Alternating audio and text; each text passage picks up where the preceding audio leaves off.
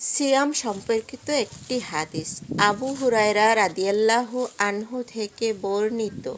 তিনি বলেন, আল্লাহর রাসূল সাল্লাল্লাহু আলাইহি ওয়াসাল্লাম বলেছেন, সিয়াম ঢাল স্বরূপ, সুতরাং অশ্লীলতা করবে না এবং মূর্খের মতো কাজ করবে না।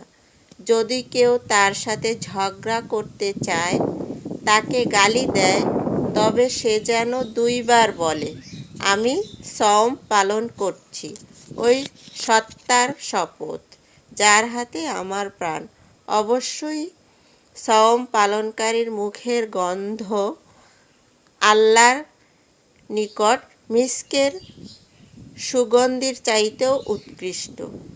সে আমার জন্য আহার পান ও কামার পরিত্যাগ করে। সিয়াম আমারই জন্য, তাই এর পুরস্কার আমি নিজেই দান করব, আর প্রত্যেক নেক কাজের বিনিময় 10 গুণ। হাদিসটি ভালো লাগলে সওয়াবের উদ্দেশ্যে শেয়ার করে দিয়ে অন্যকে দেখার সুযোগ করে দিন। ধন্যবাদ।